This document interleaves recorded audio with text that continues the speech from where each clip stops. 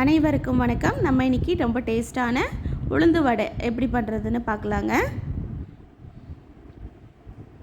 அதுக்கு முதல்ல 1 டம்ளர் உளுந்து, அதுக்கப்புறம் கொஞ்சம் பச்சரிசி, கொஞ்சம் துவரம்பருப்பு எல்லாம் ஆட் பண்ணி இதையெல்லாம் ஊற வைக்கிறதுக்கு தேவையான அளவு தண்ணி ஊற்றிக்கோங்க. அதுக்கப்புறம் 2 மணி நேரம் ஊற வச்சு நல்லா வாஷ் பண்ணி தனியாக எடுத்து வச்சுக்கோங்க.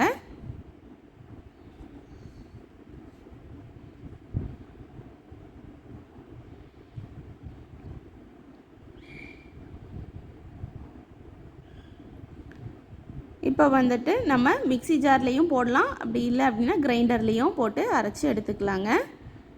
கொஞ்சம் கொஞ்சமாக வந்துட்டு உளுந்த உள்ளே ஆட் பண்ணிவிட்டு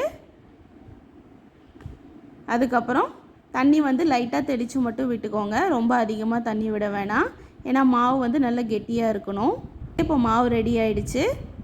எடுத்து ஒரு பாத்திரத்தில் ட்ரான்ஸ்ஃபர் பண்ணிக்கலாங்க. பாருங்கள், மாவு இந்தளவுக்கு நல்லா கெட்டியாக இருக்கணும். அப்போ தான் வந்துட்டு உளுந்து வடை போடும்போது நல்லா சாஃப்டாக வெந்து வருங்க. கொஞ்சமாக மாவு எடுத்து அதை தண்ணியில் போட்டு பாருங்கள், இப்போ மாவு கரெக்டான பதத்தில் இருக்குது. இப்போ மெதுவடைக்கு தேவையான வெங்காயம், பச்சை மிளகா, கருவேப்பிலை, மல்லி இலை, இஞ்சி இது எல்லாமே சின்ன சின்னதாக கட் பண்ணி உள்ளே ஆட் பண்ணிக்கலாங்க. கூடவே கொஞ்சம் மிளகையும் ஆட் பண்ணிவிட்டு அதுக்கப்புறம் தேவையான அளவு உப்பு போட்டு நல்லா கலந்து விட்டுக்கலாங்க. நான் பார்த்திங்கன்னா இந்த வெங்காயம் எல்லாம் போடுறதுக்கு முன்னாடியே கொஞ்சம் இனிப்பு உளுந்து வடை பண்ணுறதுக்காக கொஞ்சம் உளுந்தை தனியாக எடுத்து வச்சுட்டேங்க. இனிப்பு உளுந்து வடைக்கான ரெசிபி வந்து நம்ம சேனலில் ஆல்ரெடி போட்டிருக்குங்க, அதையும் உங்கள் வீட்டில் செஞ்சு பாருங்கள். இப்போ ஒரு கடாயில் எண்ணெய் விட்டு எண்ணெய் சூடானதும் கொஞ்சமாக மாவு எடுத்து லைட்டாக ஓட்டை போட்டு அந்த எண்ணெயில் மாவை வந்து கொஞ்சம் கொஞ்சமாக உள்ளே ஆட் பண்ணிக்கோங்க.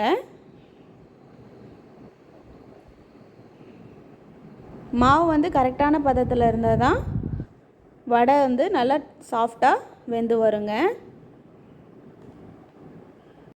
இந்த உளுந்து அளவில் நீங்கள் வந்து ஒரு 30 உளுந்து வடை வரைக்கும் நம்ம வந்து செய்யலாங்க.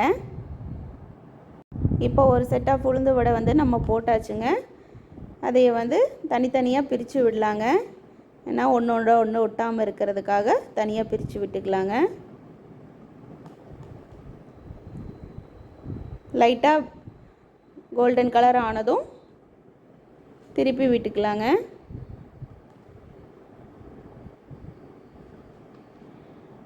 ரெண்டு பக்கம் நல்லா திருப்பி விட்டு 2 டைம் திருப்பி விட்டுட்டு அதுக்கப்புறம் நீங்கள் எடுத்துக்கலாங்க. நல்ல டேஸ்டான மெதுவடை ரெடி. இதை வந்து நீங்கள் காலையில் பொங்கல் கூட வச்சு சாப்பிட்லாங்க. அதுக்கப்புறம் ஈவினிங் ஸ்நாக்காகவும் வச்சு சாப்பிட்லாங்க. இந்த வீடியோ உங்களுக்கு பிடிச்சிருந்தா like, share and subscribe. Thank you for வாட்சிங்.